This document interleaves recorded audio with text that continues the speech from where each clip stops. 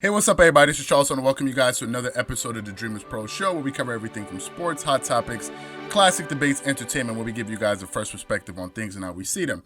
And in today's episode, the topic is pretty interesting. What the Supermax contract really means for Kawhi Leonard, what the new Supermax contract really means for Kawhi Leonard and the Clippers. So that's the topic I want to get into in today's video. But before we get into that, I want you guys to please make sure you go ahead and hit the like button. Hit the subscribe button, hit the notification bell to be notified whenever we drop our content.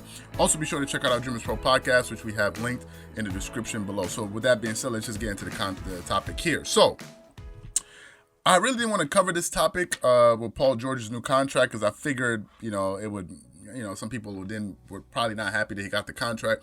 But then I thought about it today and I was like, okay, you know what? Let me just try to cover it from a different angle. Maybe something that provide a different angle, like we say, fresh take. Something that people can, think about apart from just the obvious. So anyway, let's talk about his new contract. Okay, so Paul George just recently signed a contract extension with the Clippers. It's a Supermax, right? Very expensive contract, well over $180 million. So next year, Paul George, it's the 2021-2022 season. The guy is expected to earn at least next year I think he's supposed to earn $35 million. But anyway, 2021 to 2022, he's going to earn $39,344,000. The 22 to 23, he's going to earn $42.5 million, and 23 to 24, he's going to earn $45.6 million, and 24 to 25, I think he has a player option. He can earn, at the age of 34, $48.8 million, right? It's crazy when you think about the amount of money that athletes are making in today's NBA. It's just absolutely insane. But, excuse me, I just had coffee. It makes a lot of sense. The reason is because of us, you and I, the fans, right? The more attention that fans give to the sport, the more eyeballs that they continue to draw in every year, especially with the NBA making a really strong effort to go after the Chinese market. And it really all started with Yao Ming. That was when they really decided, hey, listen, we want to really expand, and the Chinese market is huge, and the sport is only going to keep growing. It's only I think the NBA is the third or fourth biggest sport in the world, so it has room to grow. Of course, soccer is number one, cricket is number two, and I think the NBA is number three, if I'm not mistaken. So the NBA still has room to grow, and in the future, you're going to see even bigger contracts. I believe you're going to see $50 million contracts on the regular if the sports continues to grow and they're able to negotiate bigger TV deals. This is what I think, but who knows? I could be wrong. So that's his new contract. And it was funny. I was talking to Marco, and Marco was like, bro, does this guy deserve... I thought he wasn't playing well. Like, does he deserve all this money? Which brings me to his career. Now, Paul George last season, the guy averaged 21.5 points per game, 5.7 rebounds, 3.9 assists. Given the fact, granted, he was injured. But let's look at his career. For his career, he's a 6-time All-Star, which is pretty good. He's been on what? Let me see. He's been on 4, 6, 7. He's been on 7 All-NBA teams. 5 All-NBA teams or 6 All-NBA teams, if I'm not mistaken. He's been on 4 All-Defensive teams, 2 All-First, 2 All-Second. That's pretty impressive. He won the Most Improved Player of the Year award in 2013. And he led the league in steals in 2019. Now, the time I think he qualified for his first Supermax contract, actually beating out Klay Thompson, because I think to qualify for a Supermax contract on that year, you have to make an All-NBA team or something like that. And he did.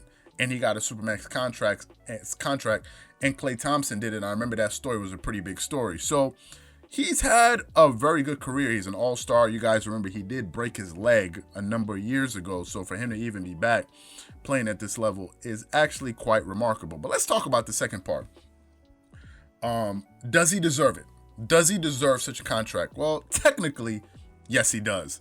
Because he's only getting paid what the market is willing to pay him, right? That's what the market thinks his value is, and it's the landscape of the NBA right now that players with those type of numbers at that level, at that age, can qualify for these type of contracts. So if you listen to his press conference, yes, he did it to secure his future and all of this. So technically, he deserves it from a technical standpoint. The question is really, has he earned it? And that's a different question. Has he earned it, right? That's where some people may say, bro, this is, I mean, if you compare him, Paul George, for example, to a Klay Thompson, you ask who would deserve a max contract more? Most people would say Klay Thompson. Klay Thompson is probably one of the best shooters ever, especially his position. He's a multiple time NBA champion. He's a two-way player. He's a great player. No drama, nothing like that. So a lot of people, I'm sure, would pick Klay Thompson to have a supermax contract before Paul George and say that Klay Thompson deserves it. But given the fact that it's the way the league is, it is what it is, man. Like, there's nothing really you can say about it. I mean, it is what it is. So technically, he deserves it. Now, let's talk about what this means for Kawhi Leonard, right? Paul George said in his statements, I'm not doing this to force Kawhi Leonard's hand. I just really want to stay here. This is where he wants to cement his legacy, which I think is good, and I'm going to get to in a bit. But what it means for Kawhi Leonard is, I think that Kawhi Leonard was the one that lobbied to get Paul George. He was the one that went out there and said, I want this guy. I want him. I want to have him on my team. So you have him, and the guy that you wanted to bring to your team essentially is committed to you. He's like, you know what? I want to be here for the long run. And I'm assuming that with him signing that type of contract, apart from securing himself financially, he's also saying, okay, bro, I want to take this ride with you. Now, obviously, these guys communicate. Obviously, they'll have these conversations. So I don't think, I mean, imagine if you're playing on a team with a teammate, like you would have this conversation, right? So I'm assuming they've spoken about it, but I think this may be something else that may indicate to Kawhi Leonard that, okay, this is the place I want to be, because the guy that I fought to get is committed to this franchise for the next 5 years at least. So maybe this is what I need to do, considering the fact that this is where I wanted to be all along, and I'm the one that went and got him for where he was. Because remember, Paul George was already under contract with the Oklahoma City Thunder. So I think that this may lead Kawhi Leonard to signing a contract extension with the Clippers, which is something I love, and I'll tell you why. What it means is, and this is what I really love about all of this, apart from the Paul George, some people may have some issues with him. Apart from all of that, this is what I love about it. I love the fact that with this guy signing a contract extension, it means that they're not giving up on the process. To me, that is so important. It is so important for them to not give up on the process. Think about the Miami Heat. The Miami Heat, when they first put that team together, they didn't win a title the first year. Now, granted, some people will say, hey, listen, they made it to the NBA title championship round, so there was a lot to be hopeful for. They can always look themselves in the mirror and say, hey, listen, we lost in the finals, but we know at least we can get back there. The thing with the Clippers is most of us picked them to at least get to the finals. They had the talent to do it. They had the personnel to do it.